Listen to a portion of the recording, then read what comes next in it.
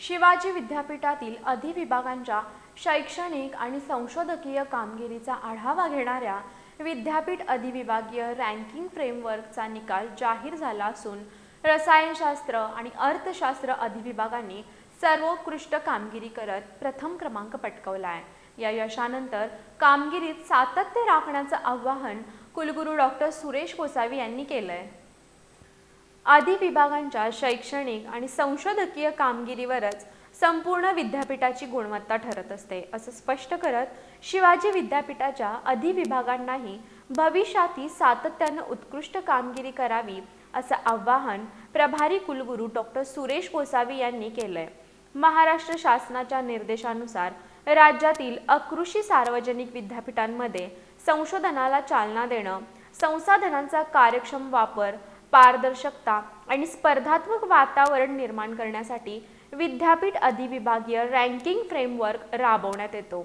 त्यानुसार शिवाजी विद्यापीठातील सर्व अधिविभाग अध्यासनं आणि केंद्राची 10 आणि 11 डिसेंबर 2025 रोजी प्रत्यक्ष तपासणी करण्यात आली होती। या तपासणीचा निकाल शनिवारी जाहीर करण्यात आला। या मानांकनात रसायनशास्त्र अधिविभाग आणि अर्थशास्त्र अधिविभाग यांनी सर्वोत्कृष्ट कामगिरी करत प्रथम क्रमांक मिळवलाय। विज्ञान आणि तंत्रज्ञान विद्याशाखेत रसायनशास्त्र अधिविभाग प्रथम तर नॅनो विज्ञान आणि बायोटेक्नॉलॉजी अधिविभाग द्वितीय क्रमांकावर राहिला। मानव विज्ञान, वाणिज्य आणि व्यवस्थापन विद्याशाखेच्या गटात अर्थशास्त्र अधिविभाग प्रथम तर शिक्षणशास्त्र अधिविभागानं द्वितीय क्रमांक पटकावला।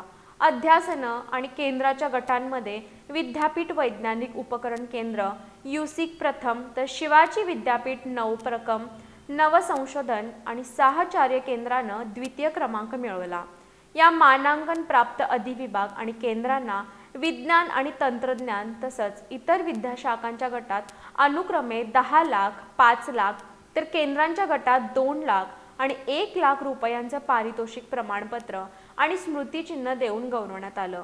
हा पारितोषिक वितरण सोहळा कुलगुरू डॉक्टर सुरेश गोसावी यांच्या हस्ते पार पडला।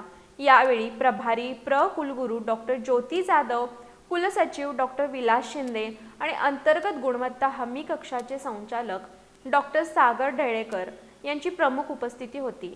विद्यापीठातील अधिविभागांनी मिळवलेलं हे यश भविष्यात शिवाजी विद्यापीठाच्या एकूण शैक्षणिक गुणवत्तेला नवी उंची देणारं ठरणार असल्याचं चित्र आहे।